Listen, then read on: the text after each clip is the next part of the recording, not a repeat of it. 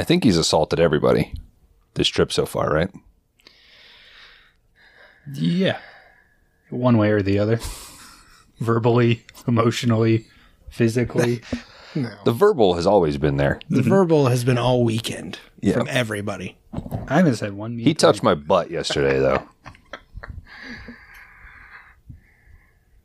You've been me threed by this point.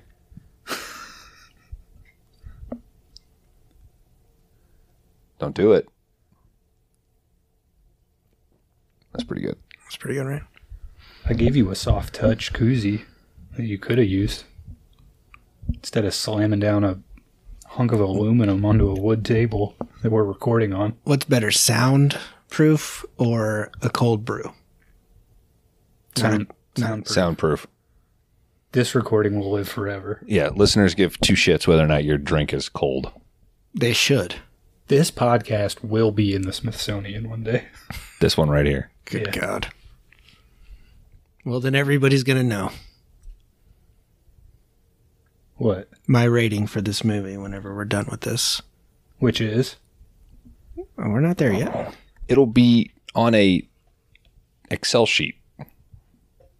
That makes it It's official. ones and zeros. Yeah. It'll live forever. Even if he moves that to the trash, it still exists. It's salvageable. No, it's not. You permanently delete once you're done? Yeah. You don't let it linger for 30 days? to They see can if you still wanna get it, back? dude. I don't leave anything. Hackers can still get that shit. No way. It's out in the cloud, bro. Not off my shit. It's not on the cloud. You think you're locked, huh? Yeah. You feel confident? I'll delete the fucking big list when I get home tomorrow. All right. Challenge to listeners. Yeah, recreate the big Hack list. Kron. Oh, fuck. Okay, what do you want to do? I thought that was the cold open. Oh, I thought that was just us. Hey, Kron, welcome to 5 Day Rentals. Why are you welcoming me to the fictional store that we have? Are you going to allow this? 5 Day Rentals is the podcast, though. What's the name of the store we work at? 5 Day 5 Day Rentals. Rentals. This happens. But to this be is the one time a year you could have said, hey, buddy. Good to see you. Yeah. He chose violence this morning, obviously. Here. This the one episode a year where we drop the facade. shtick. Here, it's easy. It's easy. Yeah. All right. We'll start here. Hey, Dan, welcome to 5 Day Rentals. Hey, Kron, thanks for having me. I always wanted to be a guest on this show. Good. Do you know the format of the No. show? I don't know shit about your guys' show. You invited me, so I came on. And I'm not going to listen afterwards either. What's been your favorite episode so far? Dig. Ooh, I really enjoyed your guys' Risky Business episode. Mm-hmm. It was really good. Who's in that? Tom Hanks. Dan, if you really wanted to dig at previous guests, you'd say, what was the episode you guys just put out? And then I would have said alligator. And you go, oh man, the alligator episode was great. What was that one where you guys were talking about that movie? With the guy in it? Oh, that was Body Parts. Yeah, I loved that one. That one was really good. Mm-hmm. Really liked how you caught the aesthetics of the body parts. Yeah. Well, thanks, man. We appreciate you listening. No problem. 5 stars in my book. Even though we know what state you're in and we've never gotten a download from it. When am I getting paid for this? I think the Tom Hanks movie you're thinking of is Castaway. No, it's Risky Business. No. What else happens in it? He meets a volleyball, they fall in love and have volleyball children. Oh, that is Risky Business. Yeah, That's the Burbs. Oh, shit. If he's got kids, it's the Burbs. That's right. Fuck, what's the one? He's got a kid in Gump. Yeah. I don't think that's his kid. Do you think that's his don't? kid? I don't think that's his kid. Then why is the kid all gumped? Because eventually the people that are keeping you alive, you're going to be like, oh, okay.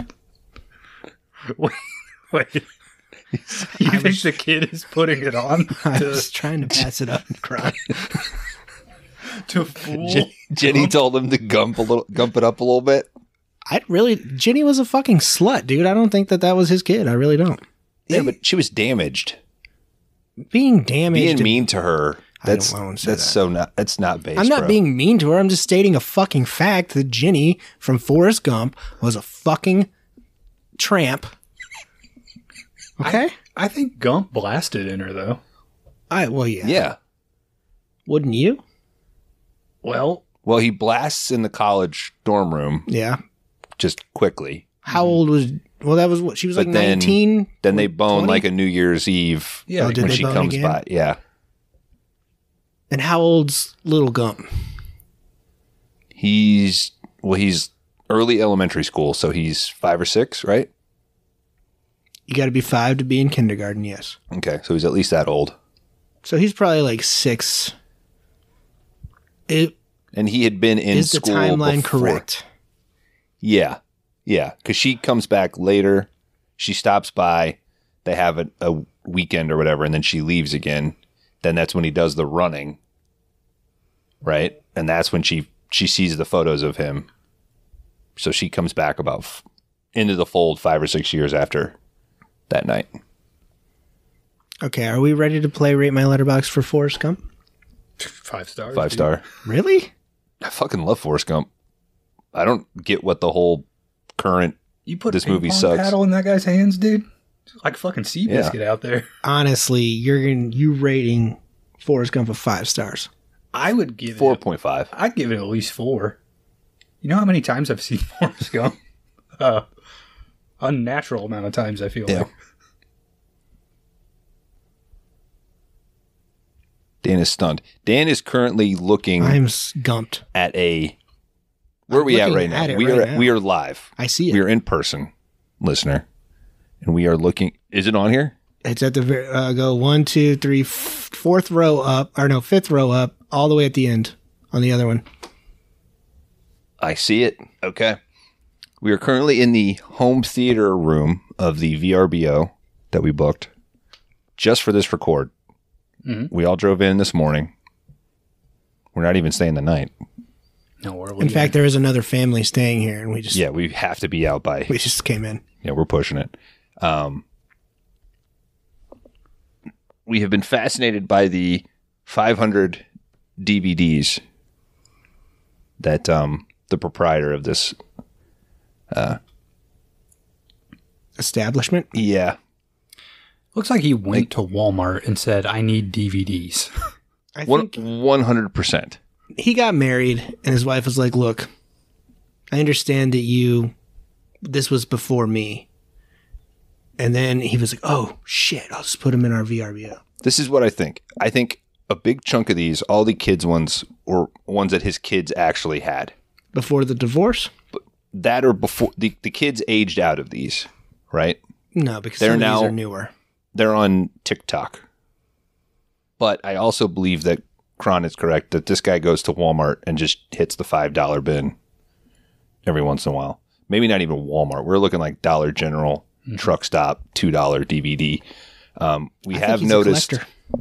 What was the one that is doubled up? Doom? He's got two Dooms. Dooms that are both full screen. He's got 2 Independent Days, and he has 2 Fast Sevens. Which Or Furious the Sevens. double up doesn't bother me. It's the full screen. Sure. We do have some Blu-rays. I see Deadpool, Fury, How many Rock- times do you think Deadpool has been pulled to be played in here? several. So, Not that many. yeah, people fucking love Deadpool, dude. What are you rating Deadpool on Letterboxd right now? 3. Probably a 3. Probably a That's 3 fair. for me as well, yeah. I would say Rock and Rolla and Predators Never been pulled. are the best Blu-rays he's got up there. You could still rock and roller right now and he'd never notice. Oh shit, I see an alien. I hope this is entertaining. I hope you take a picture of this and post this on the Instagram so we people will. can know what's going on. Yeah, zoom in and read all the titles. Yeah. And then let us know what you think. Dan's getting up to take a photo. This will be the shitty. No, I'm not. Why not? My underwear were riding up. I was pulling them down. Thong. It is a special occasion. It's always riding up. Isn't that the point? Why do we do this? This will be a loose one, people. It's the one time a year. This is the second time we've done this in the history of the show. Being in person to record. Audio quality is what it is. Questionable. Let me ask you a question. Is what it is. If there was an opportunity to record this show in person in the future, for here on out, would you guys say yes? That opportunity requires... I'm just saying, if everything lined up, everybody ended up in Atlanta, say 3 years from now. Okay. We all lived in the same... Hotlanta? Hotlanta. Yeah, I was thinking. Buckhead neighborhood. I was thinking. I wanted to say it, but I saved it. And we all lived on the same culty. Is that cul-de-sac? Yeah, that's cul-de-sac. Like the Burbs? The Burbs. Featuring Robin Williams. And we could record in person. Would we still just want to Zoom? Yes, I think so. Why? If we all live on the same cul-de-sac, it'd almost be insulting not to walk the 2 houses over to record. Wouldn't that be so sweet? Nah. If we all lived on You'd the same get sick of us. Nah. No, dude, we neighbors helping neighbors. Like, oh shit, Bones is gone this week. We got to take his fucking trash out. To be fair, I was looking at you, but I meant Kron. Yeah. He'd be the one sick of us. Yeah. We'd walk out being like, dude, it was a perfect evening, great barbecue last night, Sunday. We're a little hungover. We open the garage, and he's just pounding that for sale sign in there. And he's like, fuck, they seen me. I don't think I would put the trash bins out, but I would be like, somebody broke into your house and took all the beer out of the fridge. We automatically know it was your kid. Do you think we would drink more? Yes. Yeah, that'd be the big problem. It'd be like No, that'd King be of a the Hill, fucking plus. where we all stand outside. Yeah. Just record in the alley. Yeah. Somebody's doing that, right? Right? I mean, there's at least a dozen podcasts more popular than us that have shittier audio quality, and they're recording from an alley. Or a cul-de-sac where they all live on the same cul-de-sac. But then I could look in your Has there windows. ever been a horror movie called Cul-de-sac? There's been a one by Roman Polanski called Cul-de-sac. Yeah, but I'm Back saying in like the 70s. I think. cul-de-sac. Like C-U-L-T. Yeah, Cult of Sack. sure. Copyright 5 Day Rentals podcast. What does sack mean? Satan against Christ? Oh, The cult of Dude, sack? that's great, dude. I'm in. Yeah. It's cold. I'm in right now. Tagline could be, they moved here to start a family. I got to put that where? Sure. They gained a sack.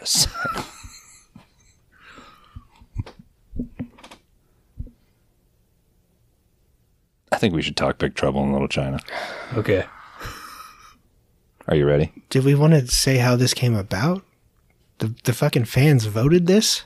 Let's play the intro music first and then do it. Okay. And we'll do that now. I don't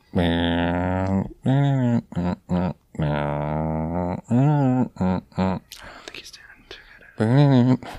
He's doing his best. I guess that's all that counts. I'm going to cut that out.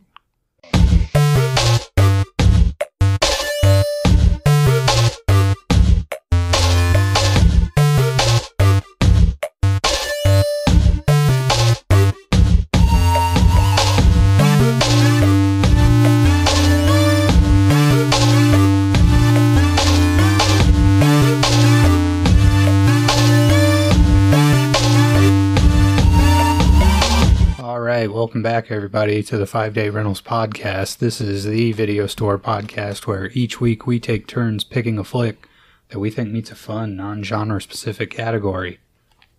This round's category is He's good. in-person recording. Fuck yeah. And the movie selected is Big Trouble in Little China, a movie with a checkered history on this podcast. Yeah. It's not true.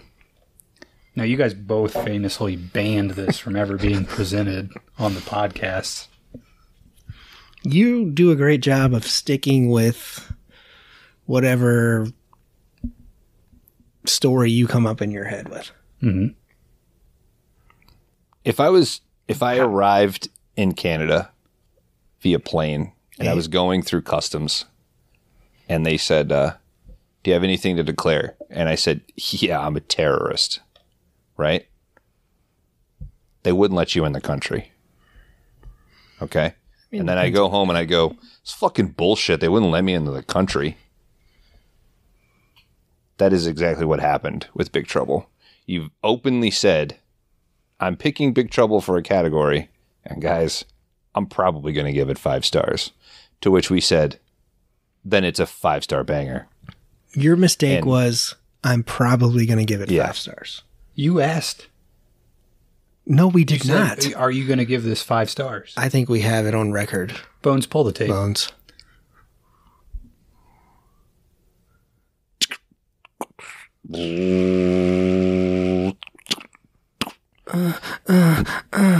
Shit, wrong what tape. Is that?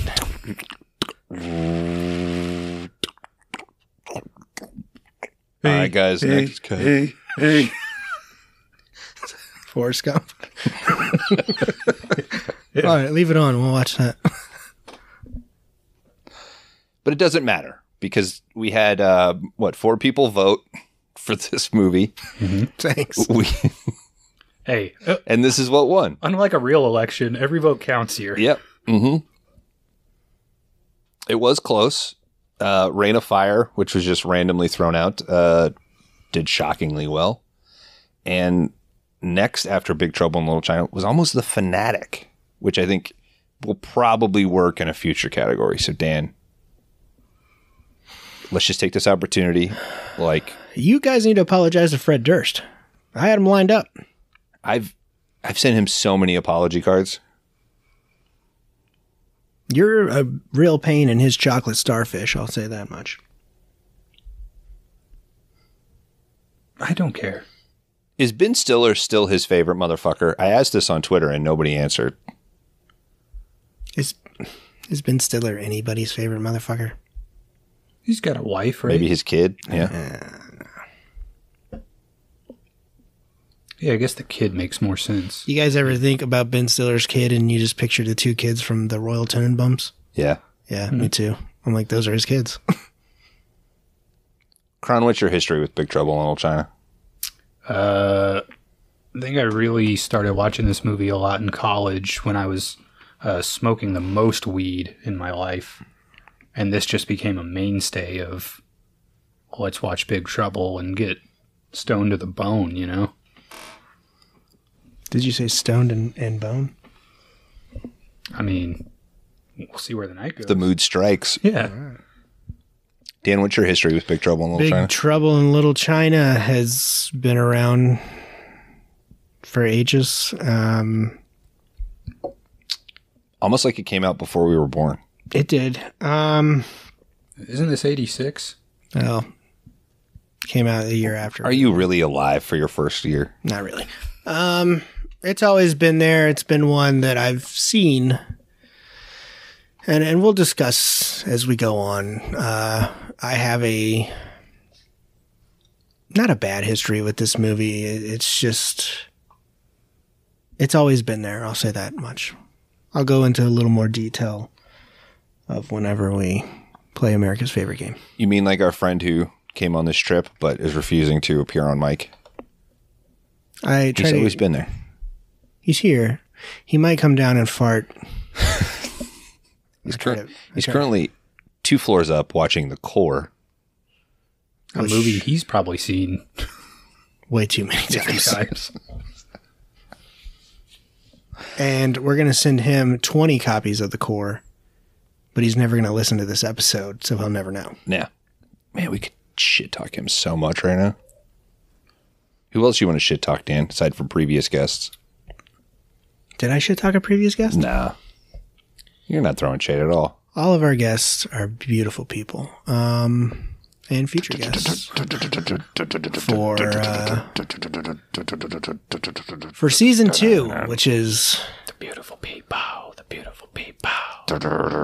Which is frantically approaching and is going to be a massive success. And we have great things lined up for season 2, guys. Yeah, it's going to be recorded in the cul-de-sac.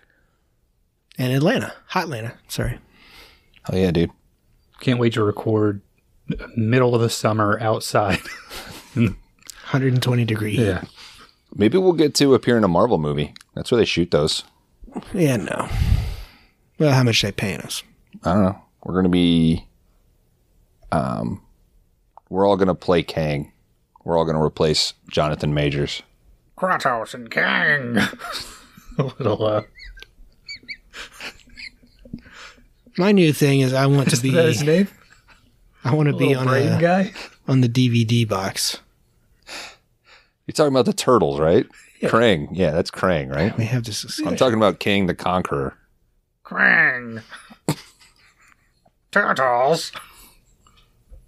Yeah, I'll play Krang in the Marvel movies. Why not? I mean, bring Ninja Turtles over. Why not? I'm sure they've talked about it. Who owns the Turtles? Nobody, dude. Splinter? Nabisco or something? Nickelodeon, I think. Do they? They'd sell. If Marvel came asking? Oh, hell yeah. Didn't they start as a comic book? Yes. You covered I'm that. sure we've talked about this So, 2 It years was ago. your movie. There you go. Super early in season 1. They'd fold right in to the Marvel verse. They've battled Batman, I know. And they met Scooby-Doo, right? Surely. Scooby-Doo's met everybody. Whore. Yeah, he's the Jenny of fucking animation. Fucking strumpet. But yeah, Big Trouble in Little China is, like I said, we'll get to it. Bones, you? It's a John Carpenter movie, right? Yep, that's correct. It's got Kurt Russell in it. Oh, yeah. Yeah, that's my history with it. So of course I've seen it. Yeah, I mean, I've watched the shit out of this movie. Yeah, I'm only slightly older than the movie, but it has existed as long as I can. I'm capable of remembering. So I like this movie. Even though you permabanned it from the pod? God. I like Gladiator. We're never going to cover Gladiator outside of a 5-star banger. I love There Will Be Blood. But Yeah. It will never be on it. Those movies don't fit into the ethos of the show, though. Big Trouble does fit That's the true. bill. Yes. But that's why the 5-star bangers exist. So the things that fit in the show can fit into the show, but are outside of the big list because... To hold the integrity of the list. Yeah. Right. That's the whole point of the show. It wouldn't make sense to watch Godfather as part of our show. Yes, you are correct. It makes perfect sense to watch Big Trouble in Little China as a 5-day rentals movie. It makes perfect Yes. sense to watch Jack Reacher as a 5-day rentals movie, but I give it 5 stars, so I respect that. And because I don't want you guys bringing it down, we move it over to the side. We were trying to save you, not Yeah. hurt you. Because I know how much Dan dislikes this movie. I didn't do this. The fans voted for this. God, No, this you fucking did this Teflon Don over here. From the beginning. This wasn't me. It's China. I didn't do this. People voted for this. Guys, we're going to have a category called Black Magic. I'm picking Big Trouble in Little China, and I'm probably going to give it 5 stars. Yeah. I said all that. You guys said no. I was respectful. And then the fans voted the movie on. People are blasting that skip forward through this. We've done this 10 times. At least 12 episodes. We just got to get into All right. This is Big Trouble in go. Little Just go. China from 1986, directed by John Carpenter. Start out with this guy, Egg Shin. He's getting shaken down by some lawyer. Ask him, do you have any knowledge regarding the whereabouts of one Mr. Jack Burton or his truck? This guy says half a city block exploded into a ball of green flame. Green flame! Egg Shin won't crack. He decides to show this lawyer just a little taste of his power. There's this kind of lightning bolt between his hands. He says, see, that was nothing. It's pretty sweet. Why would you show that to a lawyer? Fuck him up. No, the lawyer's got to get detailed information. Yeah, but that's good. Okay. Get him all fucked up. Get him. He's going to be so out of it, dude. I don't know. I would think the lawyer would pry further after that, right? I think he went home and he's like, there's got to be a logical reason. No, but why wouldn't you just say, I have no idea where Jack Burton is, nor the whereabouts of his truck. Sorry. Neither does he. I think the lawyer saw this and went home and ate the barrel of a gun. Couldn't handle it. He seemed to be fine after it. How would you react if you found out magic was real? I'd be pissed. I mean, magic. Are you about to say Israel? Yeah, I was trying to think of a cool thing that happened on the podcast or Magic something. Israel? Israel is magic. We are here. That's magic, right? Nope. We are podcast magic. I thought you meant we as a species. Oh, no, we're doomed. Yeah. Boom, we get these opening credits. We see the one and only Kurt Russell as Jack Burton cruising in the Pork Chop Express. He's kind of chatting it up on the CB. Like I told my last wife, I never drive faster than I can see, and besides, it's all in the reflexes. Jack pulls this big rig into the Chinatown district. He presumably drops off his shipment and proceeds to gamble the night away. In fact, he gambles straight into the morning. There's this other guy who's kind of been gambling with the whole night. His name's Wang. Jack says, come on, it's a brand new day, and the man still has $100 in his pocket. Wang says, all right, how about this? Nothing or double.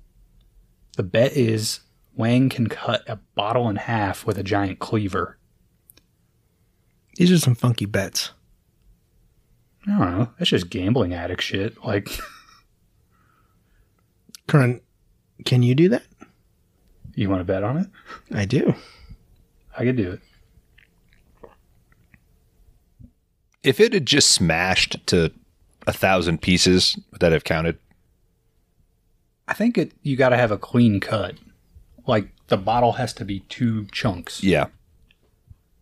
I think his problem was that he didn't hold the bottle and cut horizontally, that he was trying to come down vertically on it, because all he does is pinch it at the edge of the table. Was he one of the knives that was like done on forged by fire? I don't know. Where they make the knives and they go through the little course where they got to cut the water bottles and the rope and shit. Yeah, it's like fat dudes with goatees and... There's women on there too. Okay. With goatees. They got goatees, yeah. We gonna pause the podcast and go try to do it right now? You know what? What was that knife thing you were talking about to me the other day? You think that would work? The bottle?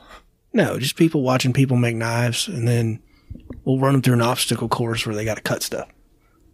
People like obstacle courses, man. You have any idea how much Ninja Warrior I've watched in my day? Shit is fun as hell, dude. How'd you get hired here? At Discovery. Anyway, here's your 28-pound pond paper. So I thought intern. Think about the shit that Discovery doesn't show.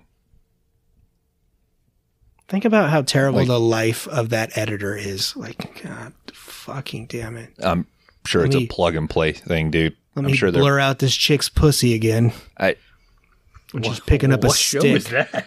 Naked and Afraid. Oh, yeah. Okay. That's a computer program.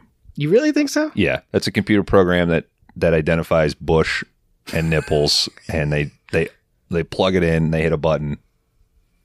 If there's anybody working in Discovery, please at this. We know some people that are in that business. I don't think there's a guy with like a pan and scan that's having to drag a bar. It had to be at the beginning. Well, somebody had to do it first, surely, but I bet that guy was so mad when he lost his job.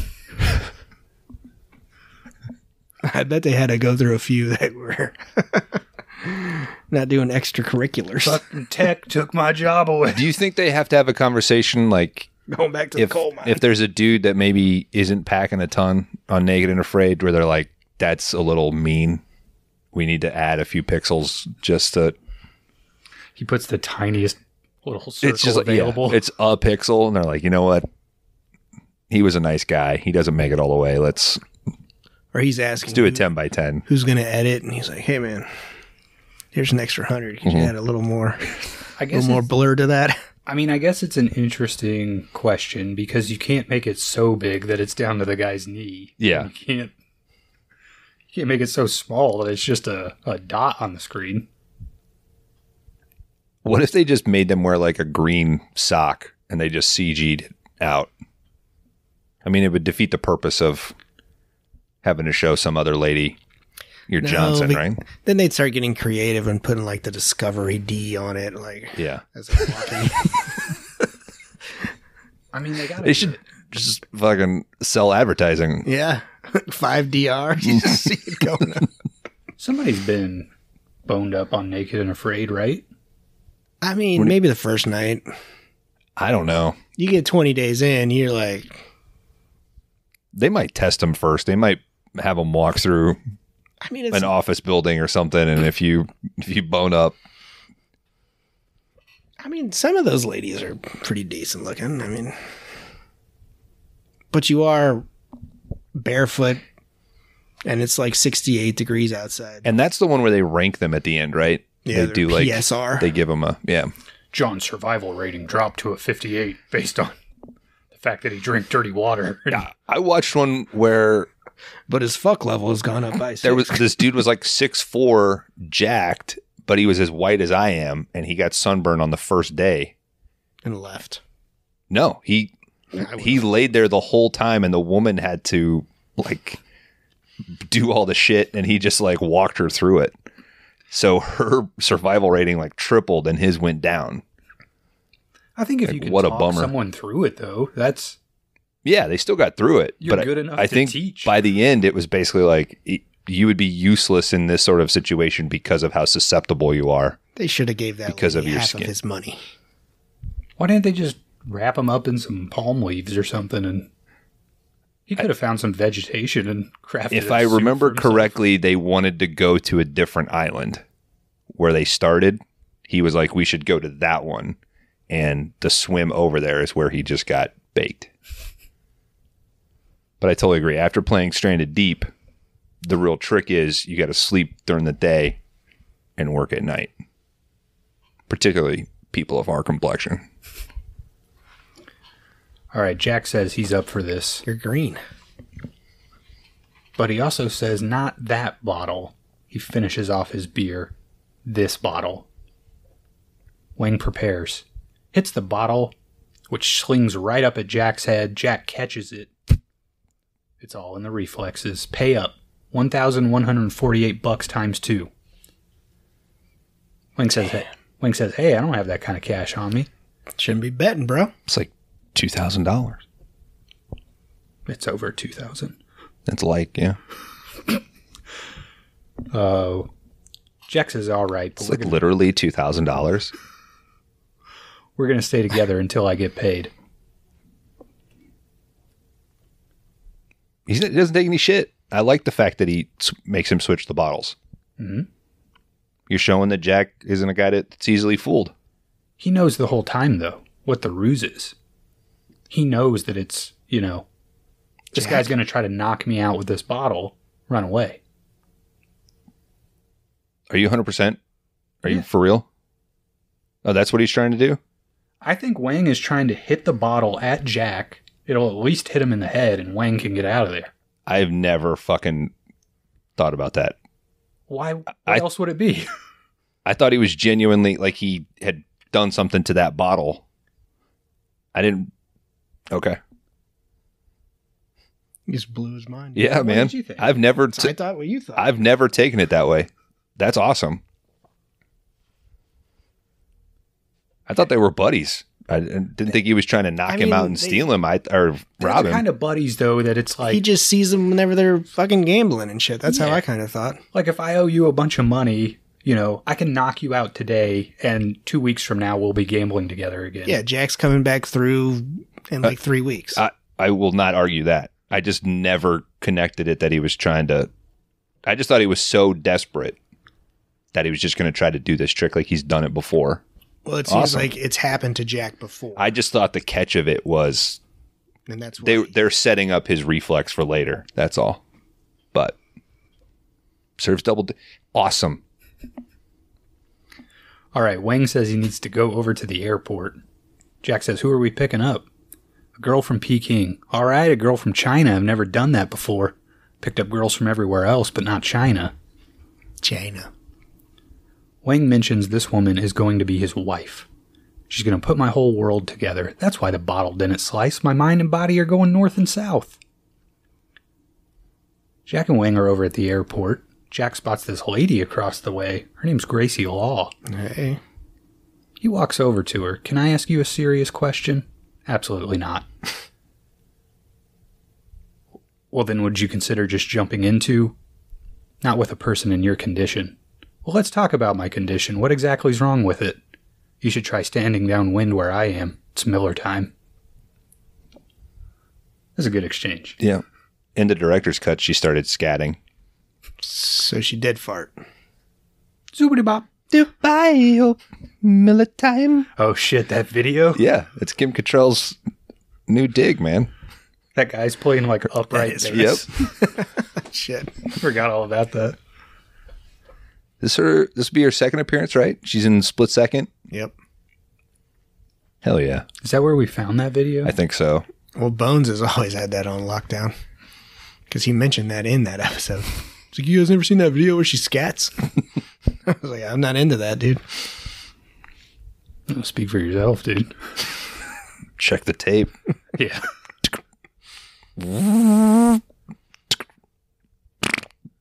Oh, yeah. Oh. This is Dan and I love this stuff. All right, suddenly these... Rewind that tape a little further. Hey, hey, hey, hey. Thanks, Kron. A little further. Oh, yeah, hey, I'm really into poop stuff. I'm Kron. Damn. Told you. I never denied it. Dan denied it. Went through this whole bit for nothing. I didn't say that shit. I love that shit. All right, suddenly these three goons bump into Jack. Jack kind of starts to go after him, but Gracie says, no, don't. Those are Lords of Death members. This airport scene continues to play out. Gracie It's a pretty sweet name, I'll say that. Yeah. Gracie's calling for someone named Tara at the airport. It's kind of intercut with Wang calling out for Mao Yin, who he's there to pick up. Both women, basically at the same time, just start getting kidnapped by the Lords of Death. Jack's able to run over and stop the Tara kidnapping, but Mao Yin is taken away. Back at the truck, the guys, they're driving. They It's get got to piss Wang off, right? Yeah, his buddy didn't come over and help him. You save the other chick. Yeah, not but mine. he's trying to get with... Fucking racist, Jack. Yeah, but then we wouldn't have an adventure. Oh. And he's trying to hook up with Gracie Law, so you kind of got to save that girl.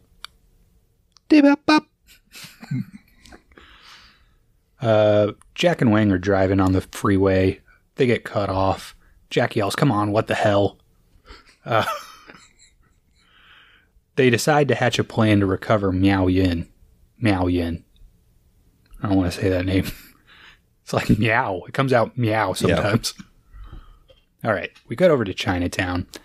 Egg Shin's giving a tour. Jack's semi cuts a corner pretty quick. And the two, Egg's got like a giant tour bus. Jack's got his big rig. They're coming at each other from opposite directions. They narrowly miss hitting one another. Wang is like, all right, turn right here. And they like cut real hard into an alleyway.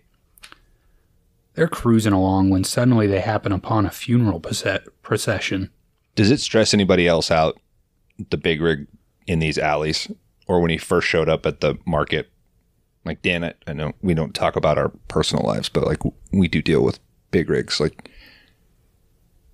fuckers aren't easy to turn around. Like, them going into the alley. Yeah, I mean, if you're a dog shit driver. I guess. I see some of these guys on Nashville roads, and they have two open lanes and are still, like, coming into the opposite direction of traffic. Like turning a big corner? Yeah. It's when you're at a 4-way and they're turning towards you, you know if you got a good driver or a bad one. Yeah. You're like, all right, do I need to reverse here? And the other ones, they're like super fast with it, and you're like, yeah, that's a good driver. And Down the street from the Alamo in St. Louis, there's an on-ramp to 40, and I will say that every other time I've seen a truck or been behind a truck that tries to make this turn, they take it too close, and I have almost seen trailers tip. And I'm only bummed because I need to also get on that ramp, and I'm behind them. Like, if I was in front of them, it'd be like, cool, but... Stop and just film it. Yeah. And also what's great about here is, like, the set work on this is you definitely know that this is on a back lot, and it looks great. Yeah, a bunch of money went into this, and I mean, I do think Carpenter like stepped up production value. Yeah, definitely. So, all right, they see this funeral procession coming through. Nothing. It just dawned on me I didn't do any research on this movie afterwards. Oh darn! I'll still throw to you at the end of the episode. Nobody's gonna know about this. Nobody's ever talked about this movie. Oh, that's true. I can just make up whatever I want. Wang is kind of like, hey, these guys coming through, they're the Cheng Sing, these are good guys. But suddenly, this other entire group of guys show up. Wang is like, oh shit, it's the Wing Kong. These are enemies of the Cheng Sings. Oh shit. At first, we get like a full-on shootout during this funeral. It is pretty crazy. This is exactly how I want my funeral to go. So you guys hope some bald dude with crossing bandoliers and some 6-shooter shows up, and well, you guys are gonna fight too. Like one random dude with an AK. There's a lot of revolvers and stuff too. What a bummer to be the guy assigned the 2x4. It's still in the movie. Good point. I do like that all these guys clearly have extensive hand-to-hand training, but you also get a gun at the end of your ninja program. This is the American West, buddy. It's true.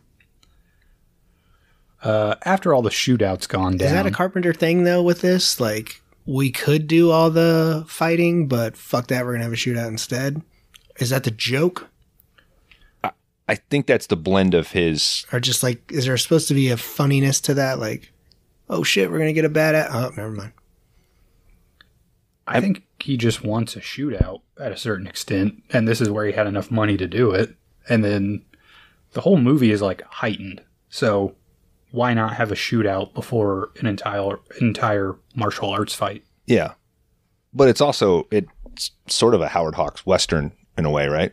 Guy comes into town, pulled into a thing, helps a dude out, rides out on the sunset. Like, I mean, it is a Western at its core, so... Well, I just feel like Carpenter was like, that's what the audience wants, but we're not going to do that because I'm John Carpenter and I do whatever I want. Yeah. And hey, by the way. And you want to see Russell in a cutoff shirt and a fucking Uzi. Russell Crowe, yes. Kurt Russell. Has Russell Crowe ever used an Uzi? Did I say Russell Crowe? No, I did. Okay. You said it with such distinction, I thought you were fucking with me. Has Russell Crowe ever used an Uzi? I'll think about it while Kron moves on. That's the name of our new podcast. All right, after the shootout, a full-on martial arts showdown occurs. In the middle of all this fighting, 3 of the Cheng Sings make eye contact. They kind of start doing this like hand motion at each other. After they get done with that, a giant ball of green flame explodes. The 3 storms show up, which freaks everybody out. Fucking Raiden? Yeah, these guys are the inspiration for Raiden in Mortal Kombat. Dun dun dun dun dun dun dun dun dun. Mortal Kombat! Finish him. Who was your guys' go-to Mortal Kombat character? Sub-Zero. It's a good one. Liu Kang. I say Raiden. I used Raiden a lot. I really didn't use Raiden that much. Raiden was fucking cool, dude. He was cool, but... I mean, I was dog shit at the game, but... Yeah. Sub-Zero was my dude. I didn't have one or two. I don't know if it was 2 or 3. Winners, Smoke, and Cyrus there. That's like 2, I think. Okay, then that was the one that we would play because I had a friend who had that. There's also like Jax and Smoke. Jax had the metal arms, right? Yep. And he was partners with what's her name? Sonya Blade. Yeah. All right, Wang yells, "Get the hell out of here, Jack." Jack starts driving his truck forward. 3 storms move out of the way, but there's another guy behind them. Jack just runs this dude right over. Gets out of the truck to check what happened, but this guy is popped up and just starts shooting a bunch of light out of his face. What? Jack basically is blinded. Wang kind of runs over, gets him, and splashes some water into his face. And he's like, "That guy is called a Lo Pan. Like, we got to get the hell out of here, dude." Guys get over to the restaurant. Jack is on the phone with his insurance. The restaurant guy is talking to Jack, and he says, "China is here, Mr. Burton. China is here? What the hell does that mean? I don't even know what that means. All I know is this Lo Pan character came out of thin air in a goddamn alley while his buddies are flying around on wires, cutting everybody to shreds. He just stands there waiting for me to drive my truck straight through him with light coming out of his mouth." It's fucking great. He's a great complainer in this movie. Virtuosity. Ah, fuck. That's definitely a FDR movie. No, it's a 5DR It's trash. Virtuosity? It's hard to get through. That was Franklin Delano Roosevelt's favorite movie. No shit. He stood up and applauded it. Oh, fuck.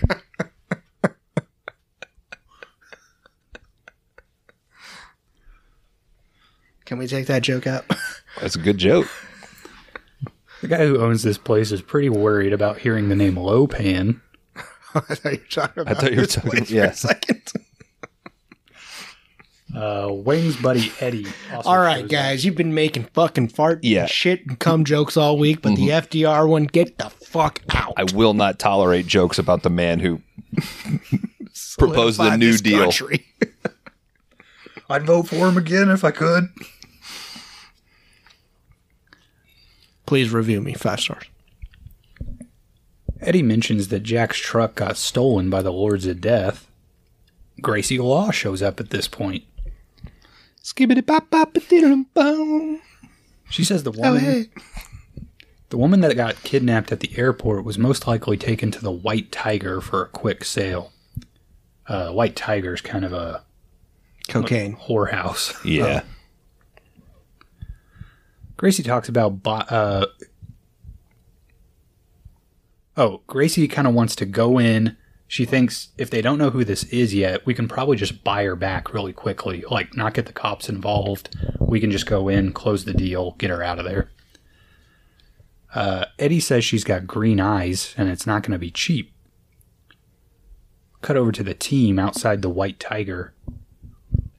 Jack heads in. He's dressed up like some nerd-ass loser. He introduces himself. "Henry Swanson's my name, and excitement's my game." Did you guys ever watch Senior Trip? National Lampoon's Senior Trip? No. So in that film, there's a guy that is looking for an Asian with like blonde hair and like green eyes. I don't know if we're supposed to talk about 5-star bangers on this podcast. And I always wondered if maybe that was a reference to Big Trouble in Little China, like whenever they were filming that movie. It's not a very popular movie. I think I have seen it. It's got the dude that plays the Lawnmower Man in the sequel, right? The Lawnmower Man's Jeff Fahey. What the fuck are you talking about? But what's the Yeah, character he Bones. plays? Job? Job. Job? I think the guy that plays Job in the Lawnmower Man sequel, that Is the actor, Because this was they were kind of he trying played to. Max Headroom. Well, they were trying to fire back up National Lampoon's like after think I Animal have House and seen- shit, but like in the 90s. Yeah, with fucking Hawkeye. Yeah, but I always wondered if maybe that was a reference to. That's a good pull. Matt Frewer, I think. He plays like the principal or chaperone Yeah. on the trip. Yep. They go to DC, I think. Yeah, he was Max Headroom. Fuck yeah, dude. But it's not a bad movie, honestly. It's a pretty funny movie. Yeah.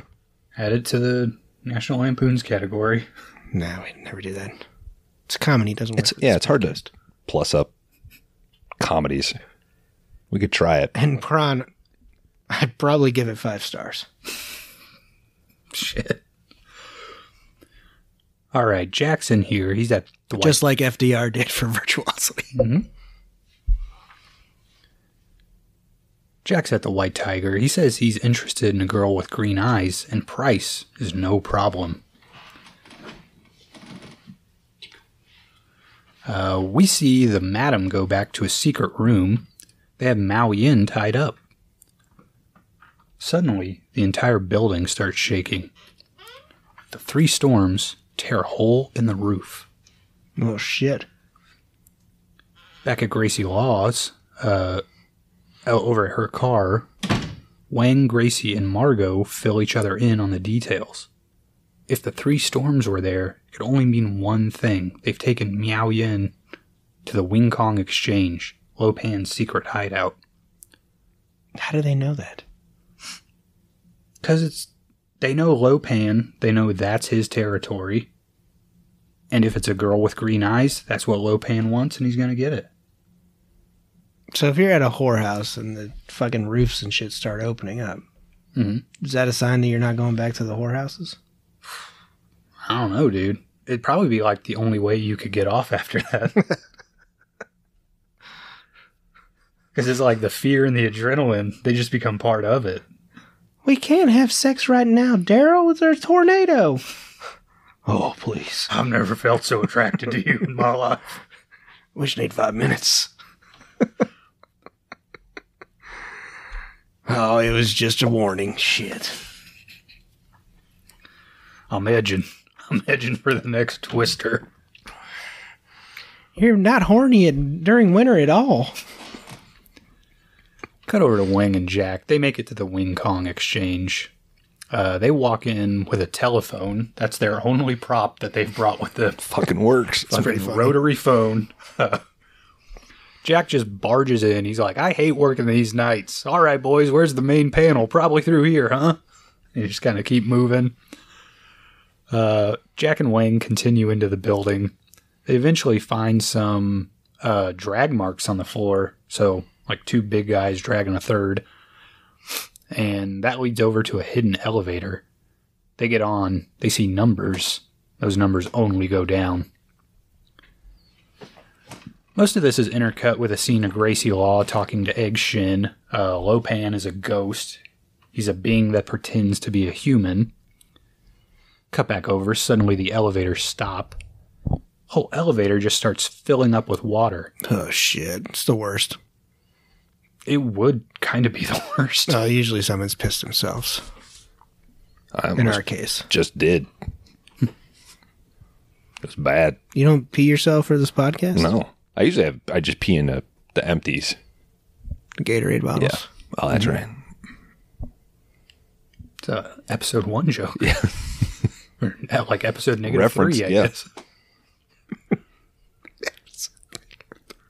These guys are able to open the doors and swim out, but when you know it, it's this giant pool that's filled with fucking skeletons. You guys like that shit? That's your thing. I feel bad if I like it. It's the only way you can get off. Mm-hmm. These guys get captured by the 3 storms. One of them hits Jack in the nuts with a magic floating ball. When you guys watch this, were you guys like, all right, who's claiming who on the storms? Like, who wants to be rain? Who wants to be... Is it it's thunder, lightning, rain? Those are the 3? I want to be thunder. Dad! Yeah. Dad! Dan? I'll take rain. Okay. I'll shoot fucking lightning. There we go. Cool. Now we got our group outfit picked out for Fuck yeah. the Comic-Con. You're sewing those hats. Can you imagine how big that hat would be for me? Well, Kron's sewing them, so. I think they're like woven. Yeah. Well, you can weave, sew. I don't give a shit what it is. Just get it done. Whatever verb you need. Make me a giant fucking hat. Everybody make your own outfit. No, you're in charge of that. All right, then Dan's in charge of the rest of the outfit. Then I'm going as Jack. No, you gotta go as a storm. Is that culturally appropriate? To go as the storms? Yeah. Why wouldn't it be? I'm going as that creature thing. We're honoring it, right? Yeah, and we could just be like, oh, we're the white storm. No, we can't. Get out of the way. The white storm is coming. Well, that's the last thing we want to do. Why? It's just kind of like, we're not trying to be who we The are. silent majority will not be silent anymore. The white storm's coming through. That'd be the one thing cut from this podcast. Nope. And we'll be invited to Fox News. Oh, that's like the one clip they'll take from our podcast? Yep. Be like, I'm so glad to have 5 Day Rentals here, a podcast that supports our views. Mm-hmm. Those voting machines were faulty. Damn it.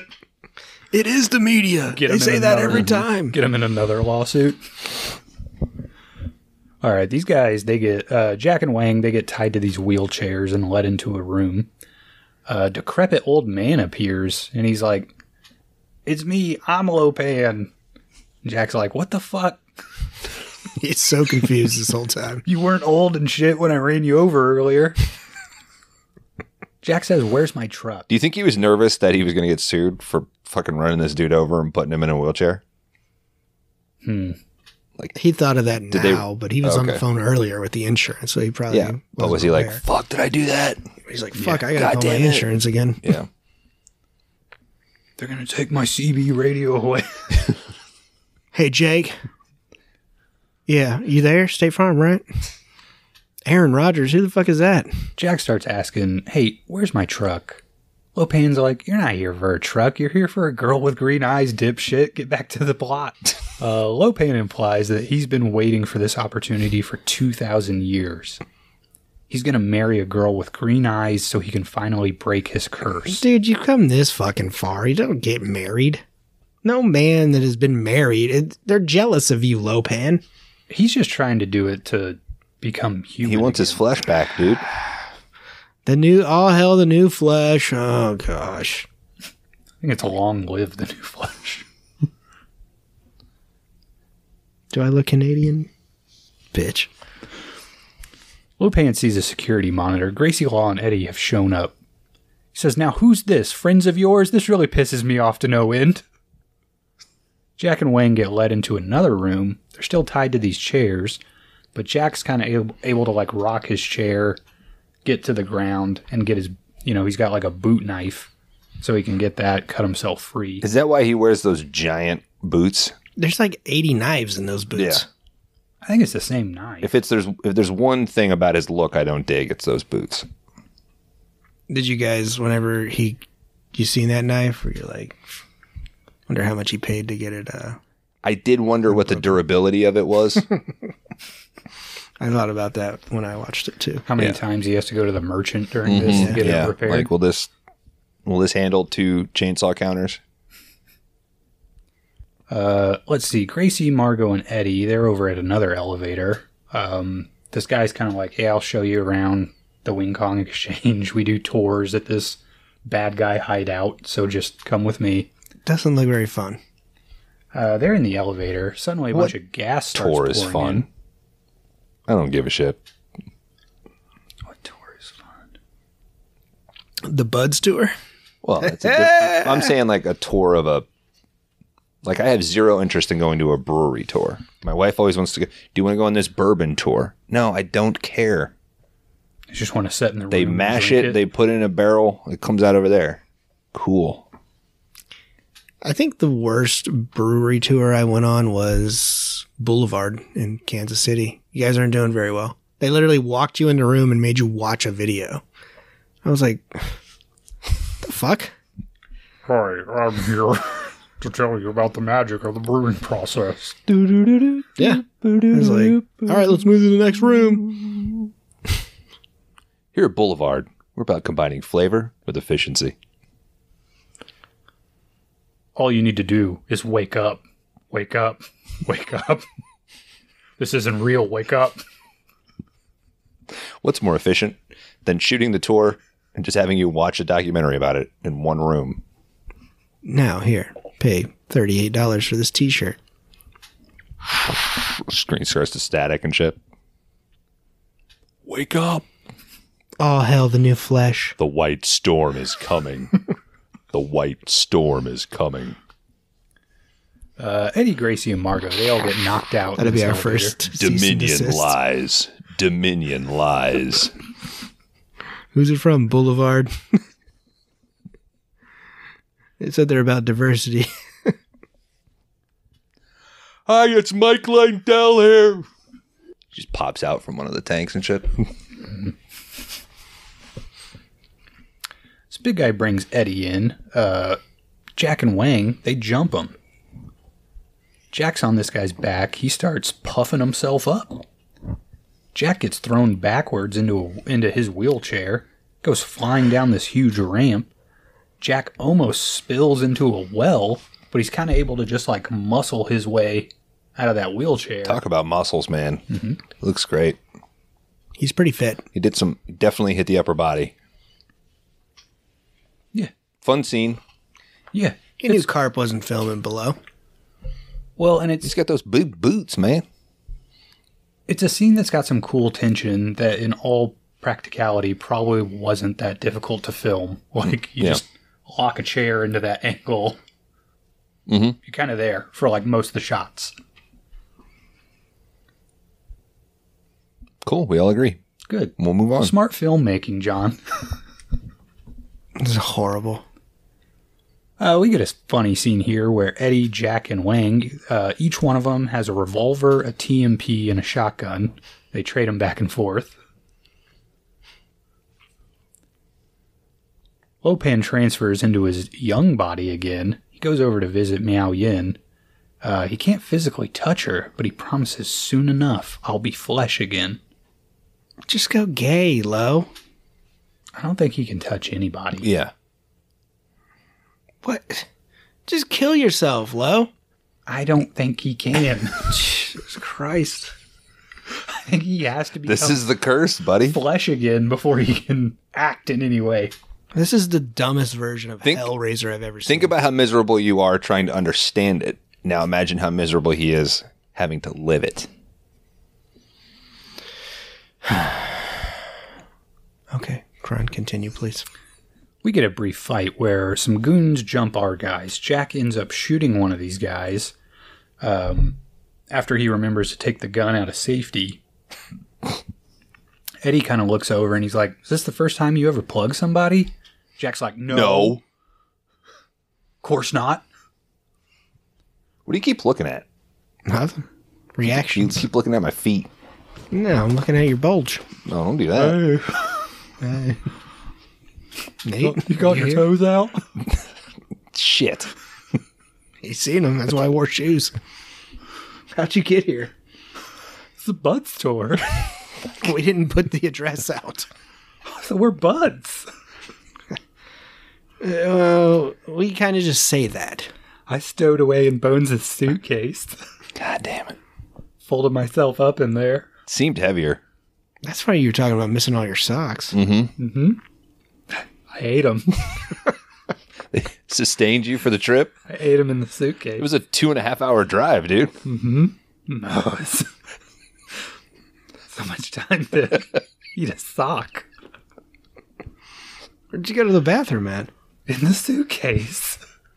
I famously wear Injinji toe socks. Custom toe Is it socks better or worse than a standard? to eat it. Yeah. You can eat one at a time. It makes it better. You don't have to bite through the whole. You just suck on those toes? You don't have to Feels bite like a through real the whole foot. toe Yeah. strip at once. Okay. Well, that's weird, Nate. What's weird? That you. You're the one fucking staring at feet, dude. I said it was staring at his bulge, not his foot. That's. I think feet's worse than bulge. Bulge is better. Staring at feet get you a bulge? All right. One thing leads to another. Did you see any gnarly feet in Big Trouble in Little China that you would like to mention? There's the big fat guy whose foot blows up real big. And how was that? How was it? Yeah, what's your rating on that one? I blew up real big. So I take it that was a good foot. Big Brother Thunder.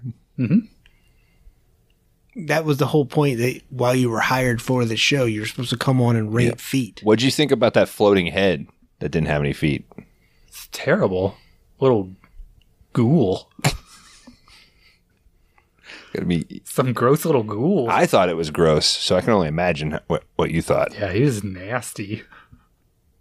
I mean, do you pay attention if there's no feet? Like, you're like, Do you pay attention if there's no feet? yeah, I do. No, you don't. This is my job for this podcast. It's fucking forbidden film. But if we started to get off on it, would you be upset? Do you feel like Yeah, it's that's your thing, right? too many cooks. Yeah. Oh, dude, feet turn me on so much. Yeah. Oh, you're killing Nate. The picture of my brother. This is what we wanted. I love it. I fucking love feet. Picture of I'll my brother fuck a and foot. sister. They're disappearing. Dan, we figured I'm it out. the foot fucking master. Yeah, we figured out how to kill him. You'll never get rid of me. God damn it. He's so cheeky. Some motherfucker. Bye, buddy. Okay, Go back in the Go back closet. to the suitcase. Okay. Nate, you gotta take an Uber home, dude. No, I'm out of socks, dude. You're gonna go hungry. we'll see. We bought back souvenirs from this place, so we ain't got room for you. Yep. All right, goodbye. Love you. All right, where are we? Wang and Eddie, they roll into this area. They start causing a distraction. This gives Jack just enough time to free all these women that are being held prisoner, which includes Margot and Gracie. Everyone jumps into a giant pool, and they're able to swim into a storm drain. Cold water. I didn't mind. Why are you saying that? Well, go back. You'll know why. Jack's visible nipples. Yep. Like I said, I didn't mind. This is where they make out first, right? Yeah, Jack and Gracie, they totally start kissing in the drain tunnel. Please quit pressing your body up against mine. It's hard to concentrate. Gracie's a little, she's taken off guard, but Jack's like, sorry, I'm just thrilled to be alive. Gracie goes to swim around Jack. This is where he's like, hey, can you stop rubbing your body up against mine because I can't concentrate when you do that. All right, the entire group, they're able to swim through to a grate. Jack finds a door. He waves everyone forward. Oh, they kind of like bust through. They're in another area. And a giant alligator comes out and eats all of them. Oh, shit. Damn. Ramon? Yeah. Alligator. Our new episode's out now. Check it out. Jack finds a door. He waves everyone forward. He's like, all right, on 3. We're going to just run through.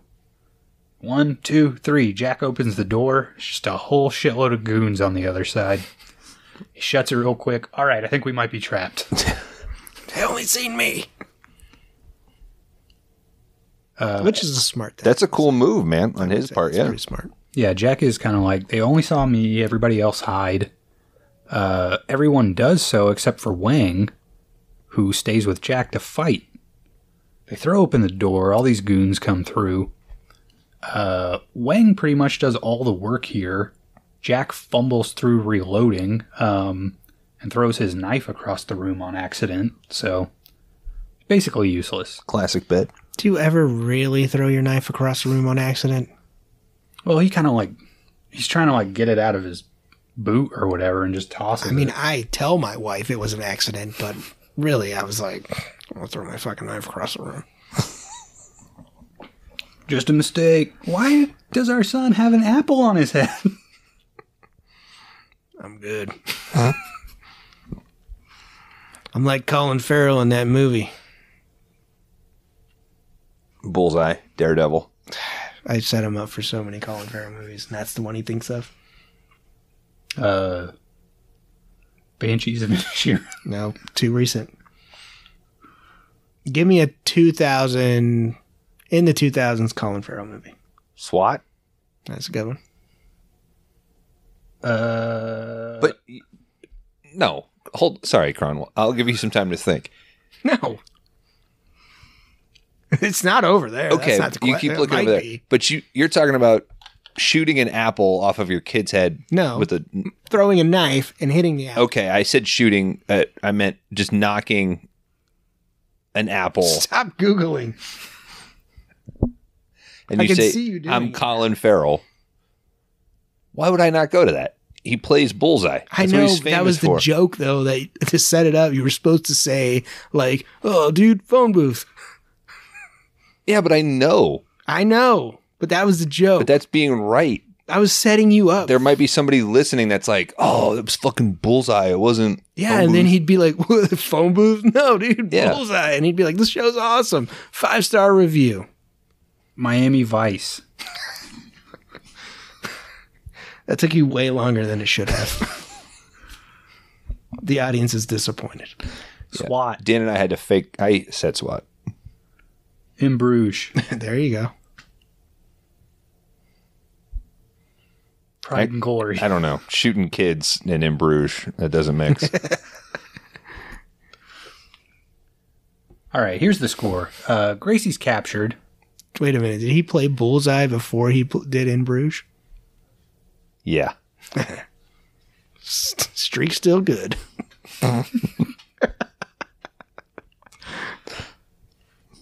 All right, the entire group, they're able to make it outside, except for Gracie, who gets grabbed by some kind of monster arm that we see. Eggshin's waiting outside lives. in the tour bus. Everybody runs in. He guns it out of there. So here's where we are. Gracie's captured. Mao Yin is still inside the compound somewhere. We see the monster that grabbed Gracie. He drags her into another part of the building and chains her up. Do we need this? What? The monster. The adventure's not over, Dan. I mean, It keeps going up.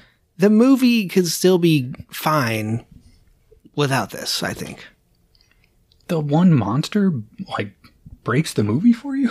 It doesn't break the movie for me. You don't know what I'm going to do at the end of this. I know it's not going to be good. I think it quit. enhances the Chinatown Vibe? mystique. Yeah. What? How? You would think that they would have this sewer down here with all this fucking gross ass water. Have you ever been to Chinatown in St. Louis? It's fucking freaky shit. Mm-hmm. The problem is I always wear my White Storm t-shirt. And I get a lot of looks.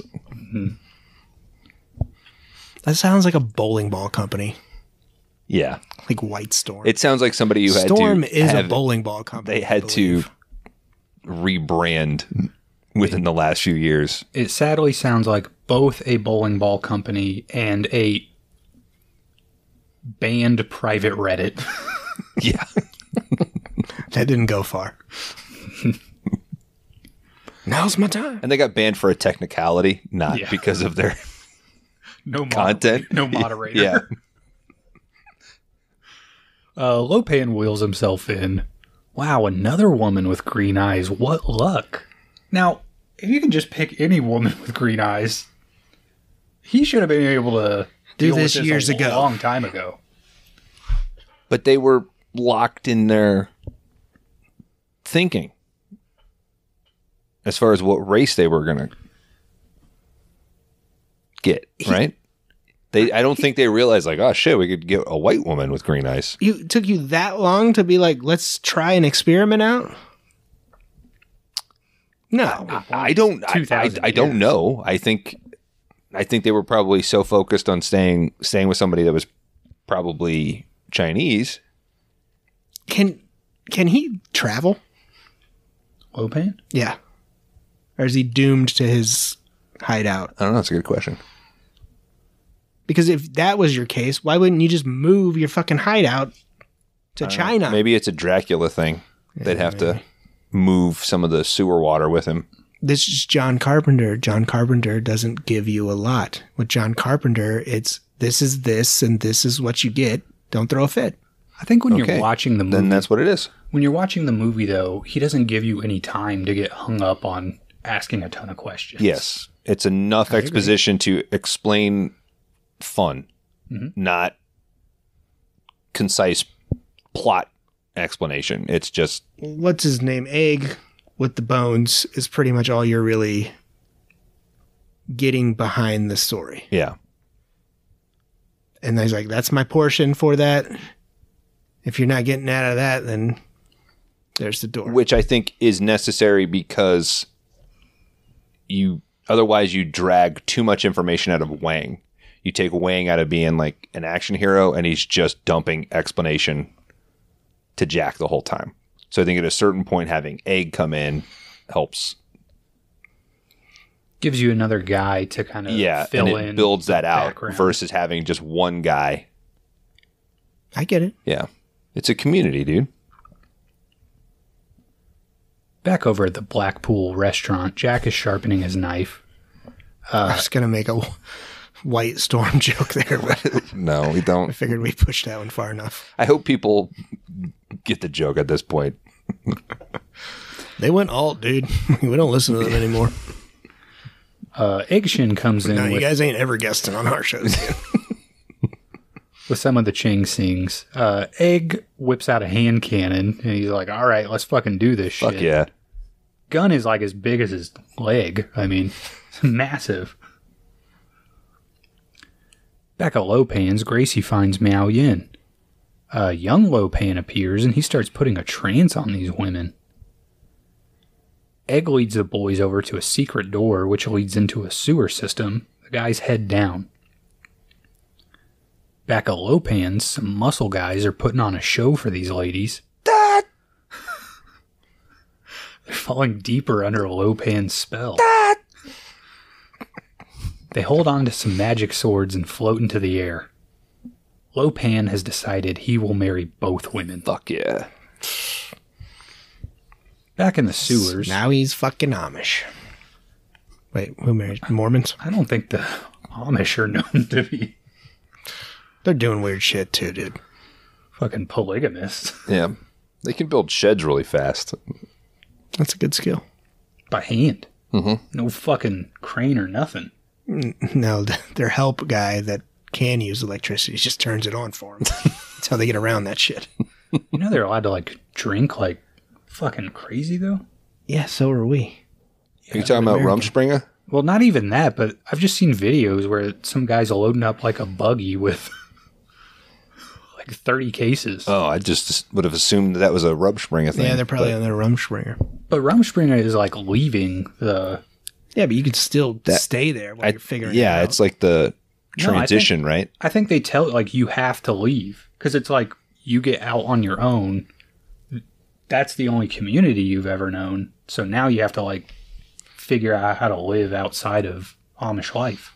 And that's the path you choose every time. It You is never go back. It is a very interesting methodology, the Rumspringa. Like the acceptance of there's so much other stuff out there. There's not a whole lot of other cultures that would that do that, right? I mean, it's good in a way, Like, yeah. Yeah. Like, dude, fucking getting drunk and having sex with chicks is badass. Could we say that that's what college is mostly in America? Like that's an acceptance of send your kid away. Become an alcoholic. He moves Yeah. back in the house because he can't fucking control himself. Then you're dealing with that for the rest of his fucking life. And then it's your fault because you were a shitty parent. And then, oh, Dylan overdosed and now I got to deal with my wife. And then But the difference with Rumspringa is it's like, what, a few weeks? And it's not like they're... I thought they could go as think long as they like. I think it's until you decide to come back Yeah. into Oh, okay. Amish society. But it's got to be so much worse because, like, one... They you don't get- talk to him. Well, you get out and it's like, holy shit, like, this is TV? And then Yeah. someone is like, you want to try heroin? It's like, all right, I guess. I mean... What is this? That was fast, dude. Yeah. This is Jurassic Park. This is called meth. I guess the problem is like that they're in the Midwest and heroin is such a problem. So it's not totally a joke to think that they would go TV to heroin in the Midwest because it's such a problem. I think there's... And they're so close to epicenters of heroin use. I hope we have a listener who's should- like ex-Amish. And he's yeah. like, that's exactly the path that happened. Yeah, we should. I think there's legit a documentary and the cover is like an Amish lady with a bonnet on, like blasting an 8-ball or I something. 100% believe it. I just... Isn't it like the Devil's Paradise or some shit? The Devil's Playground. Yeah. Yeah, something like Yeah. that. Yeah. I don't know. College doesn't... It seems like the logical thing, but the fact that we add academic requirement on it, I think where Rumspringa is just like, go figure it out. If you come back, you come back. I think in America, though, it's like, that's college, but you got to figure out how much fun you're going to have and still go to class. Yeah, like you have to like actual It's a adulthood. challenge, kind of. you have to learn to be a functioning alcoholic at college. That's really what it is. Mhm. Like, but I want to go get stoned and fucking play beer pong over here. Nah, dude, you got trigonometry at fucking 10 a.m. Can you still cite your sources? And that's why it should be free. And do that? Yes. Yes. The Amish are the reason that college isn't free in this country. Wow. I think we came to that conclusion. Yeah. I don't know, man. Building a barn is probably a lot more practical skill than... Well, nowadays, yes. Yeah. Fucking marketing 202. Yeah. You want a tech job here? No, dude, we got AI to do that shit. Get the fuck out of here. All right, back in the sewers, a giant bug attacks these guys. Egg throws some exploding marbles at it. Cut back over to Low Pans, we get a brief scene where it seems like Miao Yin is actually tranced out, but Gracie is still under her own control. Like, we kind of see her snap out of it. Mm-hmm. She's trying to get Miao Yin's attention. As every woman should be, Kron. Under their own control. Absolutely. Okay. Yeah. I'm just running through the plot of this movie. Okay. It's not a Okay. statement. And we're Yeah, just you're not telling endorsing it. I mean, you're certainly not endorsing the fact that he put a woman under control. And we're just telling you that every woman should be Yeah. under their own That's control. nobody is reading that as that or taking it or Correct. hearing you saying it's a good thing that he puts this woman under a spell. All right, one of the storms comes in and shoots some lightning. Put your around- pocket watch away. What?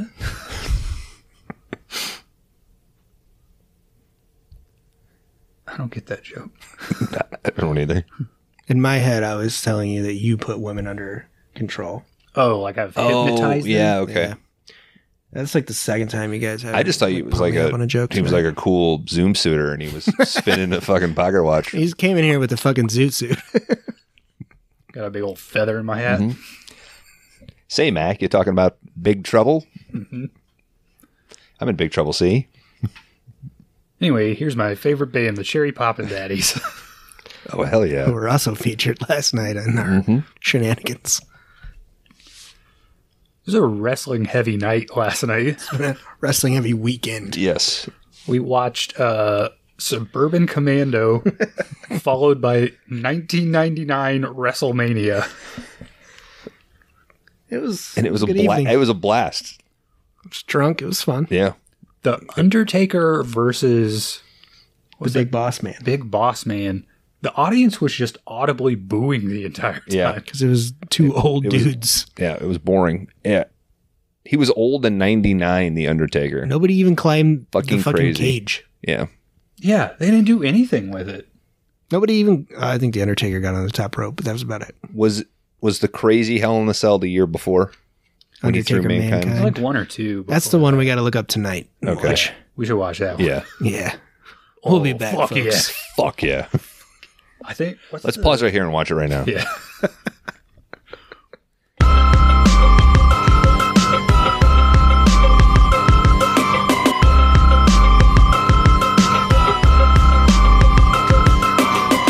The guys have finally made it into the Wing Kong Exchange again. Some sort of fish storage room is where they find themselves. Egg explains that the Lopan legend states that he needs to take a wife and kill her to appease the god of the east. The guys are kind of worried about Egg. The guys are kind of worried, but Egg points out that he's got a magic elixir that's going to give everyone, get them all into the right headspace. Lopan's wedding ceremony's in full swing. Everyone's gathered into this giant neon cathedral. They do have a cool skull that's just blasted in neon. Yeah.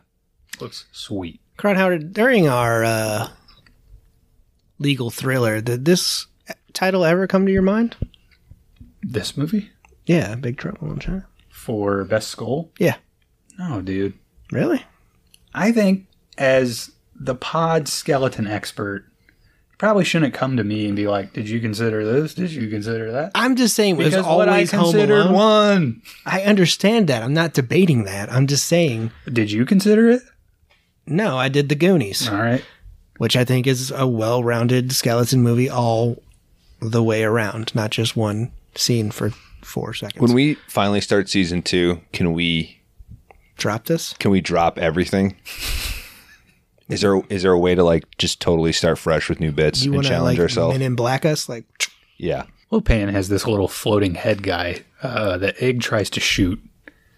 He says that everything it sees, Lopan sees. Lopan communicates that he's decided to marry both women. He'll kill Gracie and live out his pleasures with Mao Yin. Guys find some paper doors. Wang says these are hollow. Jack says hollow? Fuck it. Jack cuts right through. Yeah. It's awesome. Egg says, all right, it's time for the medicine. These guys line up and drink down this elixir.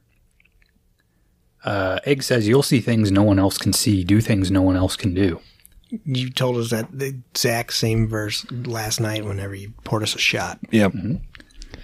Wing says, here's to the army. I didn't feel my thing at all. I'll say that. I did wake up a few times and was like, where the fuck am I? Shh.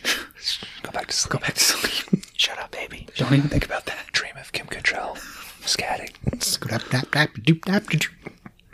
I was thinking about the funny duet of Thunder doing his like demonstration and her scatting along with it. But I can't do it simultaneously. Like Thunder's voice? Well, like Thunder's going like dot, dot, and she's going like in between it. I thought you meant like hyperspeed engaged. Oh, that Thunder. Yeah. That's what I thought you were talking about. Yeah. And I was like, was she on Thunder in Paradise? And we didn't talk Enemy about that? combatants approaching. How the fuck did we miss out on that?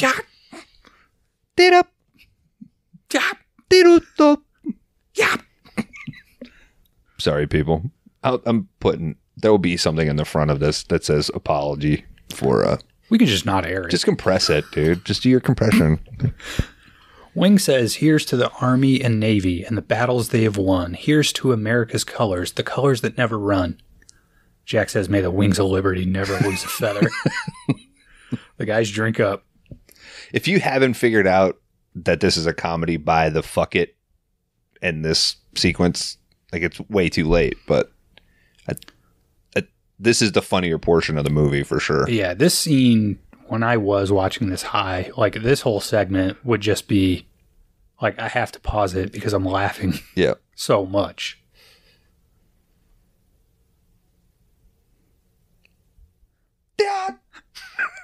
Over on the elevator, everyone's smiling. They're feeling good. Jack says, I'm feeling pretty good right now. I'm not scared at all. Feel kind of invincible. Wing says, me too. I got a very positive attitude about this. I need this whenever we fucking podcast. So I'm not freaking out about dumb bits. All the guys arrive over at the wedding ceremony. Jack wants to go in shooting, but Egg says not now. Wait until the ceremony's completed and Lopan will be flesh and blood. It's a good plan. Good one. Lopan marries Miao Yin. He starts... Lopan like checks his arm. He starts bleeding. He's like, it's working. The ceremony's working. Finally. I can become a woman now. The fight is on. Jack dramatically shoots his TMP into the ceiling and some blocks start raining down on him. Yeah. You'll not be a woman on my watch. I'm resident magic expert J.K. Rowling. Hello, ma'am. And you'll stay a man. Are you somebody of importance? Yeah. So those are clearly your thoughts on... Who is this lady? On like transgender politics, but... Oh, the Harry Potter lady. Yeah. Do you have anything you'd like us to know about Israel? What's your thoughts on slavery, ma'am? I got her out of here real quick. Thanks for stopping by, JK. What a bitch. I put on a magic cloak. Okay. Did you drink a magic elixir before you came here? Mm-hmm. You're Buggy lost. juice. Did you steal? It's made from what is it? bigly weed. Did you directly lift from Big Trouble? Mashed and brewed. Is this how you talk every day? I don't know enough Harry Potter jargon You wrote it. for this. Who's your favorite character outside of the big ones? Hagrid. I'd say he's kind of a big one. Give me like a B tier. You mean like literally big? Yeah, he's literally big. Yeah. Dan, are you going through those? Fuck, marry, kill your Harry Potter, Hermione, Sirius and Ron. Black. Okay. Yeah. Gary Old Man. That's right. He went his whole life staying a man. He made it to being an old man. He was born a man and he stayed a man. You think early on he was Gary Youngman? He certainly wasn't Gary Young Lady. That's true.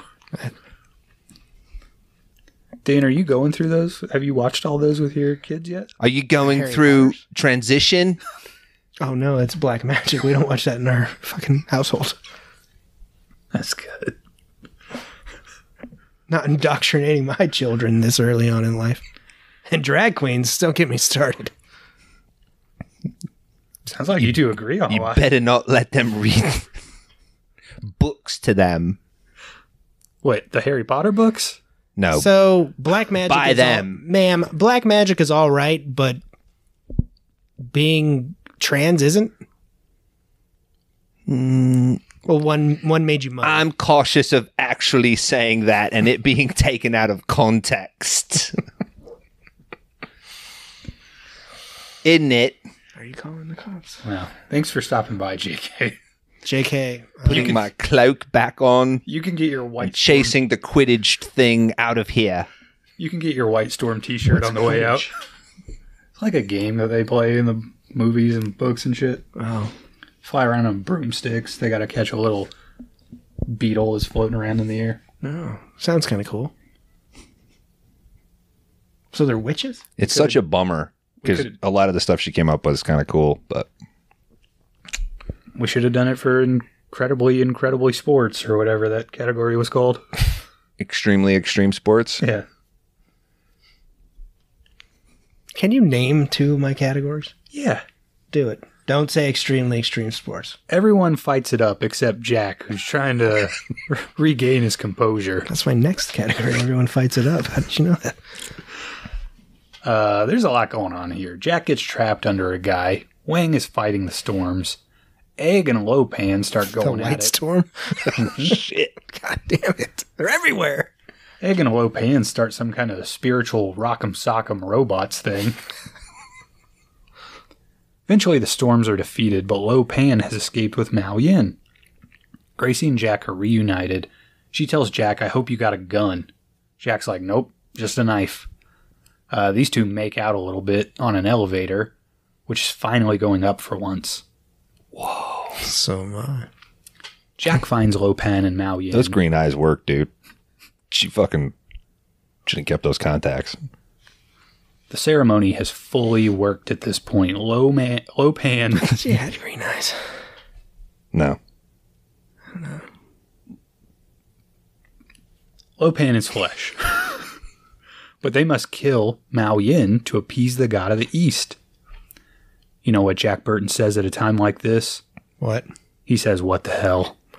What the hell? Wang runs in. He starts fighting off the guy that puffs himself up.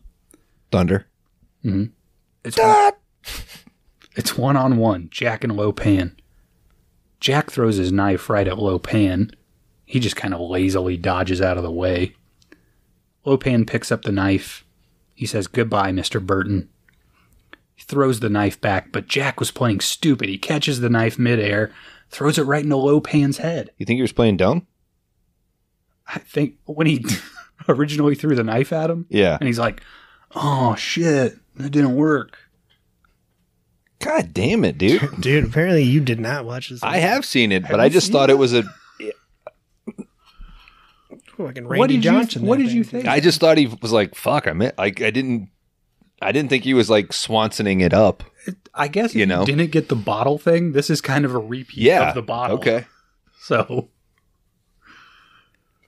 I just thought it was a genuine... He's better at catching it and throwing it than he is just... I think he lazily throws the first one. Low pans, that's all this guy has in him. Picks it up, throws it back, but Jack just catches it. I think that's the difference in me watching this 5 times and Kron watching it 50 times. And Dan just being a better movie viewer. That is true. I'm the best movie viewer and reviewer on the show. You don't write any reviews. I review movies every week on this show. What are you talking about? Yeah, that's the worst part of the show. You guys force me to do it. Because we're exhausted. I say every movie is 5 stars, and you're like, no, you got to stick to the formula, dude. Yeah. And you're going to be the guy that like rates them lower, and we're going to be like, huh, you've never given out a 4 stars. Stick to the formula, yeah. Jack again says, it's all in the reflexes. Lopan's temple starts to crumble, but Wang is still fighting Thunder. This guy looks over, he sees the Lopan is Rockets dead. engage! He starts breathing in. He's blowing himself up to giant proportions now. He's got steam and shit coming out of his face. The roof collapses. I guess Alligator was out after. Okay. People are going to get real confused when we're talking about Thunder. And everyone's in escape mode, but Lightning is able to come down. They all are able, everyone in the group, they're able to climb up through a hole to escape. Egg is a floor even higher. He shoots down like a crossbolt pulley gun. So thing. Cool. And everyone... How'd you get up there? It wasn't easy. Yep. Mm-hmm. Everyone is all together again. They're making a run for it. They all make it to Jack's truck. They jump in and drive away. Why does Wang need that, though? Because we just saw him jump 40 feet in the air. I think he could have just jumped it, but everybody else is... Okay. They need it. Back at the Black Pool, everyone's celebrating. Gracie says to Jack, why not get a bigger truck with a little apartment on the back of it? Jack's like, let me think about it. He starts to leave, and Margot looks over, and she's like, aren't you even going to kiss her goodbye? Jack looks over. Nope. Fucking ice cold, dudes. He's a traveling man, dude. You can't keep him down. He'll be tied up. He's got a fucking load to carry, dude. What's he say? Sooner or later, I wear on everybody. Yeah, like rub everybody the wrong way or something. Jack starts to leave, but Wang stops him. He's paying Jack triple what he promised. He earned it. Says goodbye to Jack. Jack kind of looks over and he says, we really shook the pillars of heaven, didn't we, Wang? Jack gets in his truck, starts it up, drives away, gets on the CB and starts monologuing again. As he does, the camera pans down and we see that crazy creature from earlier. It's on the back of the truck. Credits roll. Big Trouble in Little China, 1986. Directed by John Carpenter. Nice.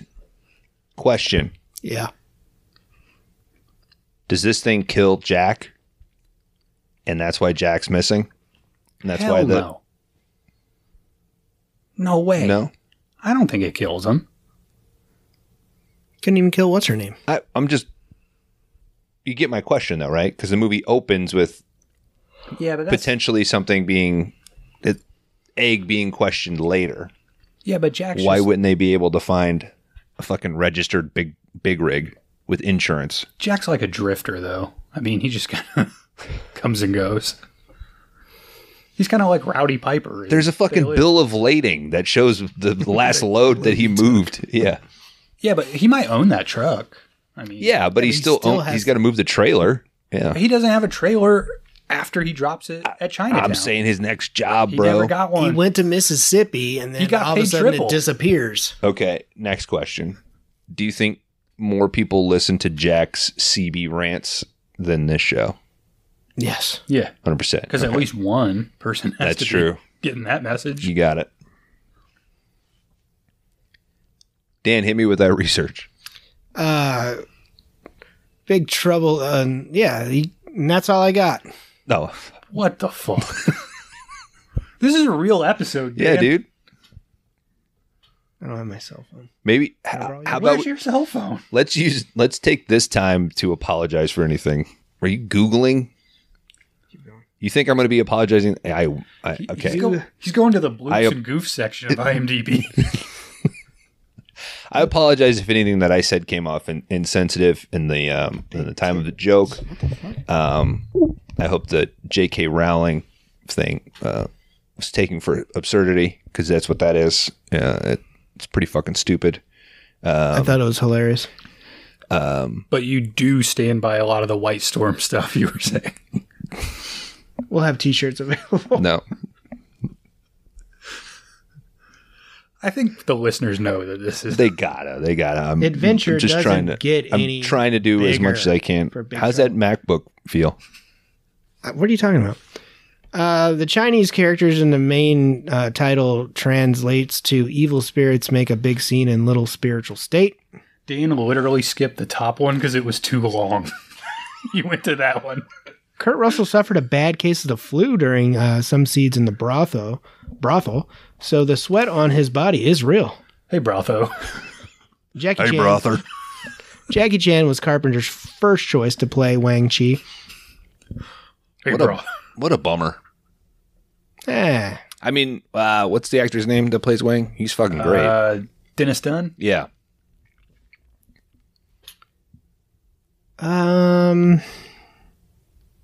A financial bomb, right? If they're 4 lines, Dan is skipping them.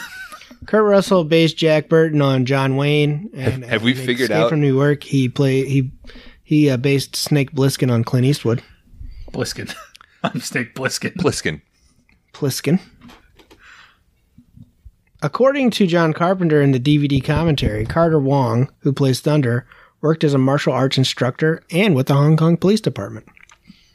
Oh, shit. I bet all those cops were just down the street. Kurt Russell turned down the lead role. Oh, is that their siren, dude? Didn't he just apologize? Kurt Russell turned down the lead role.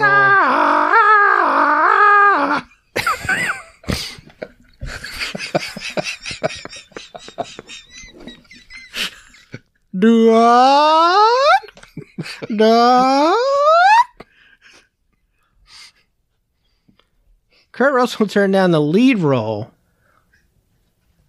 in Highlander in 1986 to appear in this film. Bullshit. Yes, we covered that on the Highlander episode. Best decision Did you we? ever made. Yes. Sorry. I think this movie doesn't work without Kurt Russell. No, 100%. I think it 100%. works so much better And with him. Highlander would be... It wouldn't have the weirdness required. No. No, we don't need to see goofs. Yeah, go to Goops, dude. Released July 2nd, 1986. Budget of $25 million estimated, and a gross of $11 million worldwide. So it was a stinker. What a bummer. What a total bummer, dude. Yeah. I wish we would have gotten like 3 of these. I wish this would have been Indiana Jones and we had gotten the further adventures of Jack Burton.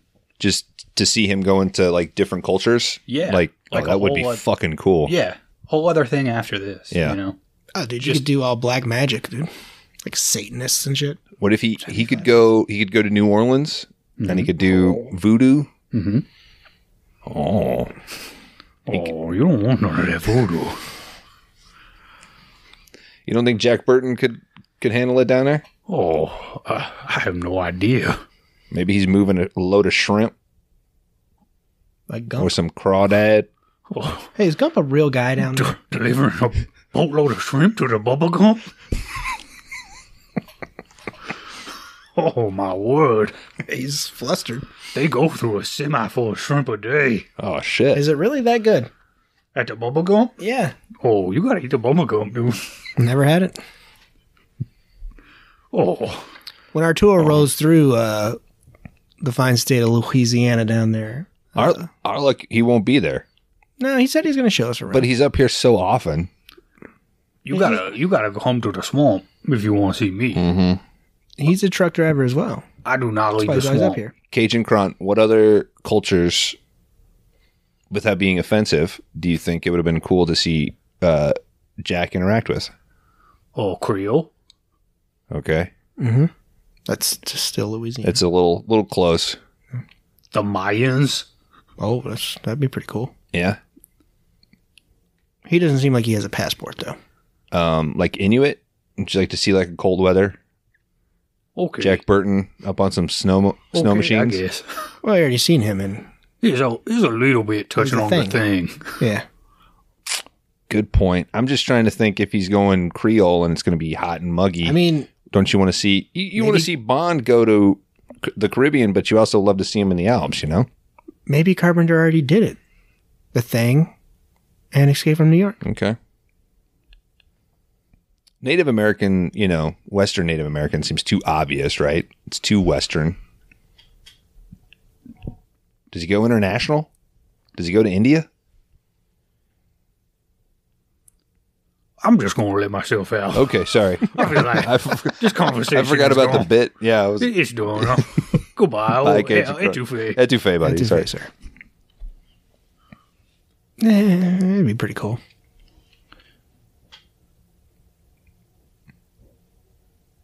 Are we ready for... I think so. Rate my box! Take me up inside. All right, it's time to play the Wing Kong Express favorite game. Rate my letterboxd.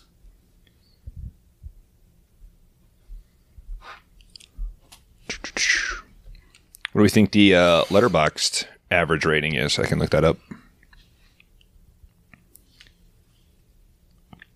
4.4. It's 3.7 Oh. is the average rating on Letterboxd as of the time of this record. All right. I will go first. Kron, 4.5. Dan, 3.5. Kron Howard, I'm giving you a 4.5. Bones, I'm giving you a 4.5. Bones, 4.5. Dan, 3.0.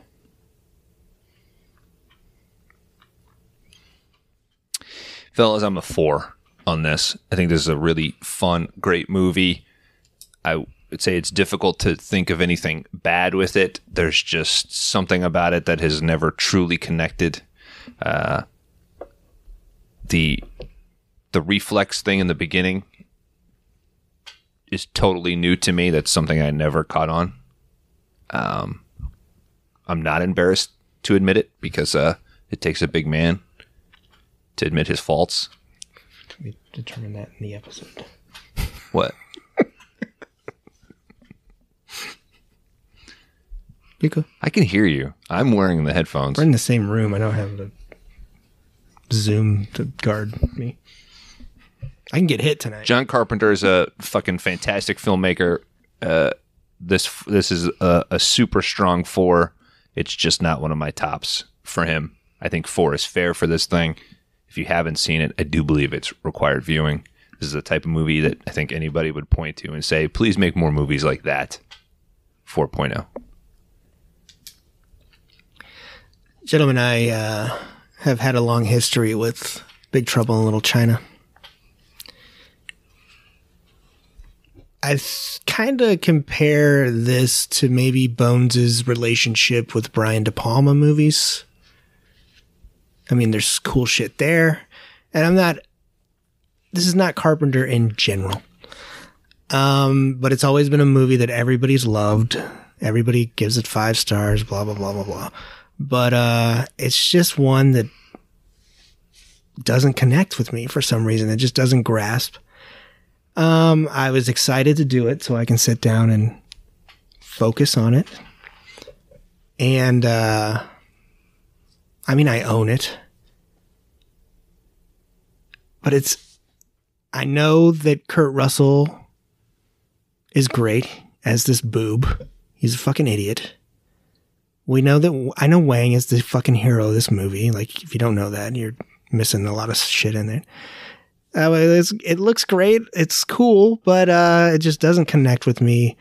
And that doesn't go against the rating. It's a good movie. I don't mind watching it. It's not I'm not going to be pissed off. So I'm going 3.5.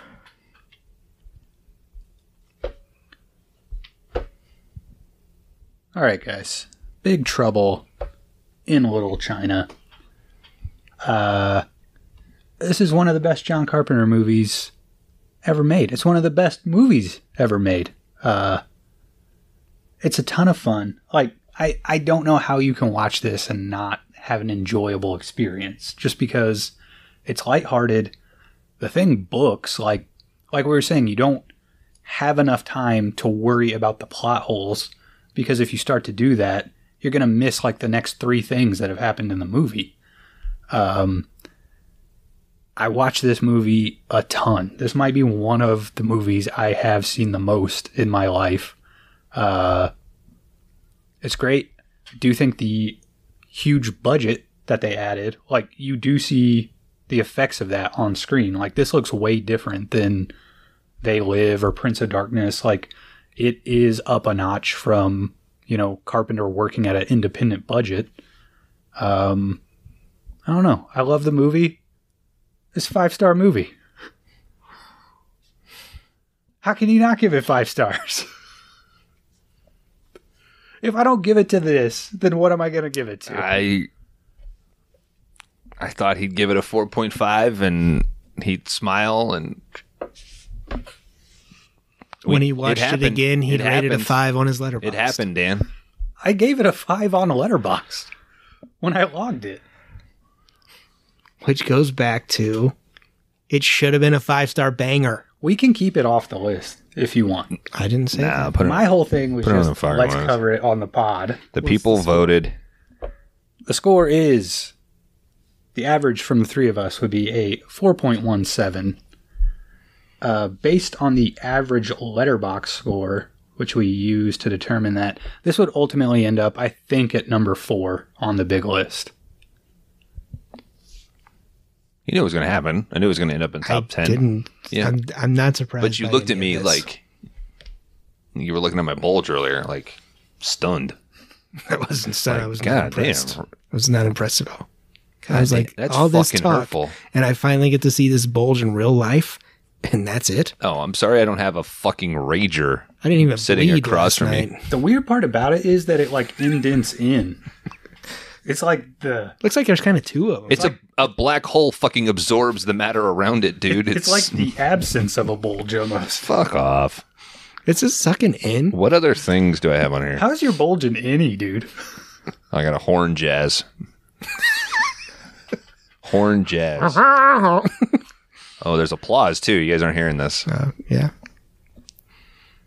Thank God nobody fucking hit that button after J.K. Rowling was here. Nobody will make it this far into the episode anyway. Rate my Letterboxd. You both got a 1.0.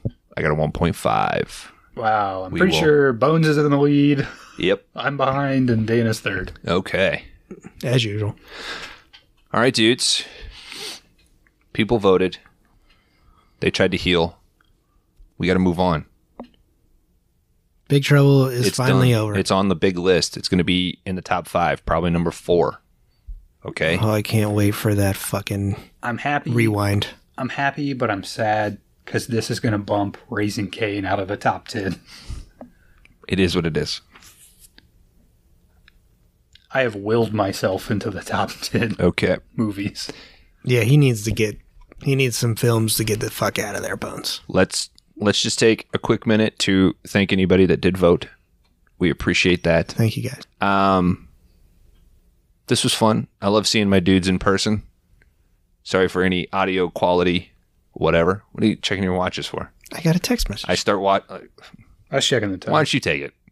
You know what? This is your... I'm fine. I did it because Dan did it, and I thought it'd be funny. Go ahead. I got a text. See? Myself. Why? Because.